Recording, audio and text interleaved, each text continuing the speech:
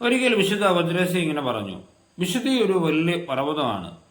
ഞാനൊരു കൊച്ചു കുഞ്ഞായതുകൊണ്ട് എനിക്ക് അതിൻ്റെ മുകളിൽ കയറാൻ പറ്റില്ല. പക്ഷേ ഞാനൊരു കാര്യം ചെയ്യും, ഞാൻ ഓടി എൻ്റെ ഈശോയുടെ കൈകളിൽ കയറിയിരിക്കും. അപ്പോൾ ഈശോ എന്നെ എടുത്ത് ആ വിശുദ്ധിയുടെ പർവ്വതത്തിന് മുകളിൽ കൊണ്ടുവയ്ക്കും. ഇന്ന് സകല വിശുദ്ധരുടെയും തിരുനാളാണ്. വിശുദ്ധി ഒരു അപ്രാപ്യമായ കാര്യമല്ല, നമുക്കെല്ലാവർക്കും സാധ്യമായ കാര്യമാണ്. നാമകരണം ചെയ്യപ്പെടാത്ത അനേക വിശുദ്ധരുണ്ട്. ആ വിശുദ്ധരെ ഒന്ന് കാണണമെങ്കിൽ നമ്മുടെയൊക്കെ ഭവനങ്ങളിലെ ചുമരുകളിൽ തൂങ്ങുന്ന ചില ഫോട്ടോകൾ നോക്കിയാൽ മതി. ചില പൂർവികരുടെ ഓർമ്മകളൊന്ന് അയവിറക്കിയാൽ മതി.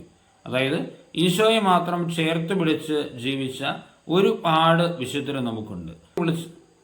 അവരെല്ലാവരും വിശുദ്ധരായി നാമകരണം ചെയ്യപ്പെട്ടവരല്ല, പക്ഷേ സ്വർഗം അവരെ വിശുദ്ധരാക്കി. ആ ഒരു സാധ്യത നമുക്കുമുണ്ട്.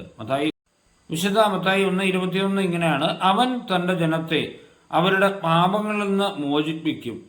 വചനം സത്യമാണെങ്കിൽ ഇത് നടക്കും. അതായത് പാപങ്ങളിൽ നിന്ന് മോചനം കിട്ടി വിശുദ്ധി പ്രാപിക്കാൻ നമുക്ക് എല്ലാവർക്കും സാധിക്കും. പക്ഷെ നമ്മൾ ഈശോയിൽ ആശ്രയിച്ചാൽ മാത്രം മതി.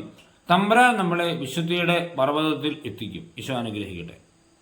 നമ്മുടെ കർത്താവിശ്വമിശിഹായുടെ കൃപയും പിതാവായ ദൈവത്തിന്റെ സ്നേഹവും പരിശുദ്ധാത്മാവിന്റെ സഹവാസവും നമ്മളെല്ലാവരും കൂടി ഉണ്ടായിരിക്കട്ടെ, എപ്പോഴും എപ്പോഴും എന്നേക്കും. ആമേൻ.